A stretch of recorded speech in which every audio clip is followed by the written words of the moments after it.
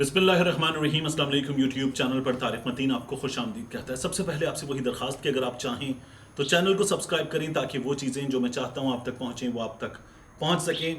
हमजा शहबाज शरीफ और मियाँ शहबाज शरीफ कौमी असम्बली में कायदे हिज़्ब इख्तिलाफ मुस्लिम लीग नून के सदर साबिक़ वज़ीर आला पंजाब मियाँ शहबाज शरीफ, उनके साहबजादे हमजा शहबाज शरीफ, इनके लिए बुरी खबर है।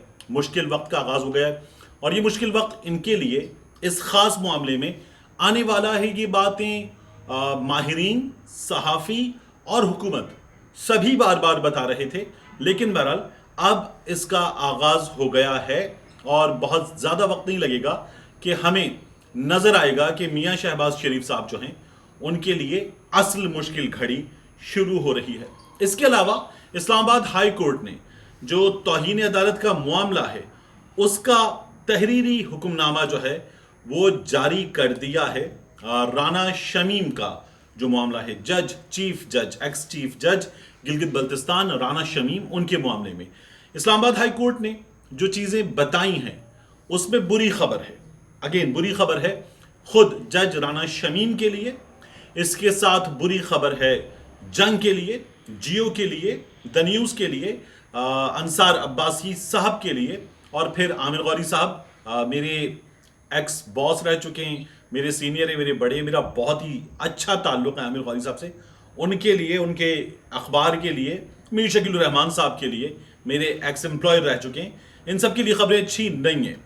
और अब मैं आपको बताऊं इस्लामाबाद हाई कोर्ट ने जो चीज़ें कही हैं उसमें इस्लामाबाद हाई कोर्ट ने साबिक चीफ जज गिलगित बल्तिस्तान राना शमीम और सहाफ़ी यानी अंसार अब्बासी साहब की बात हो रही है, इनके खिलाफ जो तौहीन अदालत केस की समात है इसका तहरीरी हुक्मनामा जारी करते हुए कहा है कि बादियुन नज़र में, यानी ऐसा नज़र आता है कि राना शमीम ने खुद बयान हलफी लीक करवाया।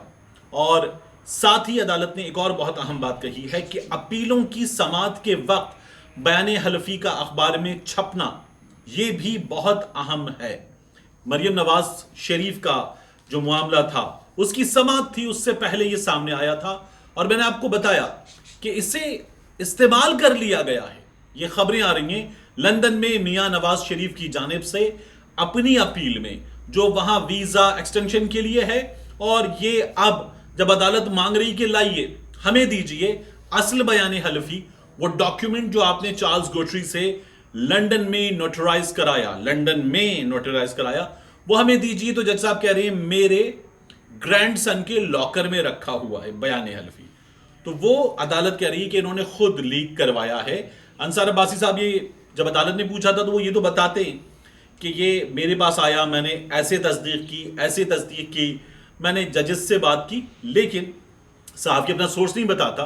तो अंसार अब्बासी साहब ने नहीं बताया था। मीर शकील रहमान साहब से सवाल हुआ था, मीर शकील रहमान साहब अदालत के बाहर सहाफ़ियों के दरमियान घिरे हुए हंसते रहे, उन्होंने सवालों का जवाब नहीं दिया। उन्हें ये टेक्निक्स हमने उनसे सीखी हैं, उन्हें सबसे बेहतर आती हैं कि किस जगह क्या जवाब देना है, क्या जेस्चर जो है वो इख्तियार करना है। इस्लामाबाद हाई कोर्ट ने अपने हुक्मनामे में कहा है कि क्यों ना, अब जब अदालत कहती है ना कि ऐसा क्यों ना कर दिया जाए आपके खिलाफ, क्यों ना बेबुनियाद बयान हलफी और गलत खबर पर तमाम फरीकैन पर फर्द जुर्म आयद कर दें। बयान हलफी बेबुनियाद, खबर गलत, तमाम फरीकैन पर फर्द जुर्म आयद कर दें।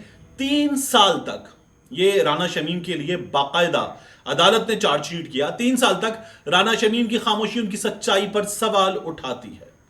अपीलों की समात के वक्त बयान हलफी की अखबार में इशात भी अहम है, जबकि खबर की इशात से reporter, editor, publisher Ansar Abbasi, Aamir Gauri और मीर शकील रहमान, इनके पेशा वराना तर्ज अमल पर भी सवालिया निशान आयद होता है। तहरीरी हुक्मनामे में अदालत ने जो मजीद चीजें कही वो ये हैं कि अगर बरतानवी नोटरी पब्लिक ने इजाजत के बगैर यानी चार्ल्स गोट्री ने बयान हलफी लीक किया तो संगीन नताइज होंगे, अखबार के लिए भी इसके नताइज होंगे, जंग और द न्यूज़ के लिए जिसने जल्दबाजी में बयान हलफी फैलाया। इससे पहले ये बारहा माफी मांग चुके हैं। इस्लामाबाद हाईकोर्ट ने राना शमीम समेत तमाम फरीकैन को 13 दिसंबर को तलब कर दिया। अदालत ने कहा बयान हलफी असल वाला लाइए।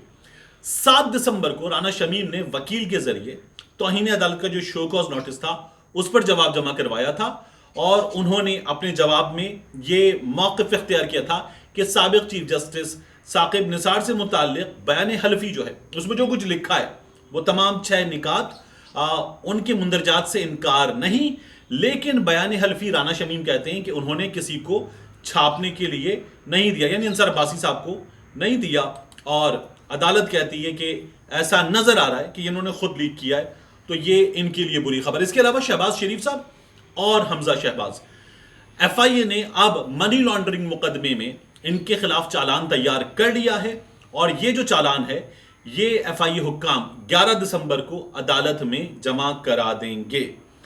एफआईए ने इस चालान में अपने मियां शहबाज शरीफ साहब को, हमजा शहबाज को मरकजी मुल्जिम नामजद किया। 25 अरब से जायद की करप्शन का ये मामला है, और इसमें ये दोनों मरकजी मुल्जिम हैं, और शहबाज शरीफ खानदान के चंद मुलाजमीन आप देखें कि इनके चपड़ासी, नायब कासिद, इनके क्लर्क और मैनेजर, इन लोगों के अकाउंट्स में अरबों रुपए आ रहे थे, जा रहे थे, और ये 25,000 18,000 की तनख्वाह वाले लोग थे जिनके पास ये तमाम पैसा आ रहा था।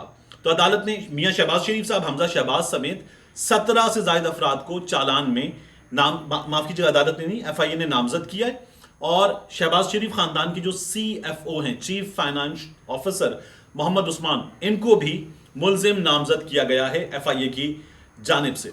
अबूरी जमानत इनकी मुसलसल हो रही है, और अभी भी बैंकिंग कोर्ट के जरिए अबूरी जमानत ले रखी है हमजा शहबाज ने भी, मियां शहबाज शरीफ साहब ने भी, और एफआईए जो है अब इस सिलसिले में आगे बढ़ रहा है। इसके बाद की तवक्को की जा रही है कि बहुत ज्यादा आगे ये मामला जो है वो चलेगा नहीं। इसके साथ साथ मैं आपको एक छोटी सी खबर आखिर में और देते हुए यहां आपसे रुखसत चाहूंगा। हमने देखा कि हमारी मार्केट में गुज़श्ता कुछ अरसे में MG है, इसके बाद हमारी मार्केट में जो प्रोटोन की गाड़ियां हैं ये आई हैं, फिर इसके बाद हमारी मार्केट में किया अपनी नई गाड़ियों के साथ आया है, और भी हमें नई गाड़ियां पीजो की गाड़ियां हमारी मार्केट में जो है वो नजर आना शुरू हो रही हैं। फिर जो मकामी कंपनियां हैं उन्होंने बैनुल-अक़वामी कंपनियों से ज्वाइंट वेंचर करके प्रिंस अपनी गाड़ियां लाया है, कुछ और चेरी की गाड़ियां आ रही हैं, दीगर गाड़ियां आ रही हैं। तो नई 5 साल जो ऑटो डेवलपमेंट पॉलिसी हुकूमत की, उसके तहत $1 अरब की सरमायाकारी इस वक्त तक आ गई है, और अब ये मजीद आएगी।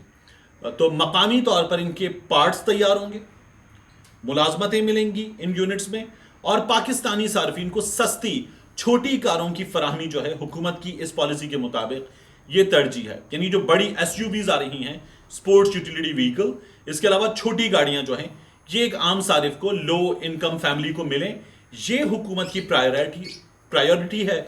और $1 अरब के इस सरमाए से अब तक 9 कंपनीज जो हैं वो अपनी पैदावार शुरू कर चुकी हैं, और 3 से 4 कंपनीज जो हैं ये भी अपने ऑपरेशन का जल्द आगाज करेंगी। इससे होगा क्या, हमारे यहाँ टोयोटा की, होंडा की, सुजुकी की, इनकी मोनोपोली है, और इस मोनोपोली में ये अपने प्राइस बढ़ाते हैं, नीचे लाते हैं, जो चाहे करते हैं सार्फिन के साथ, और टीन का डिब्बा मिलता है हमें।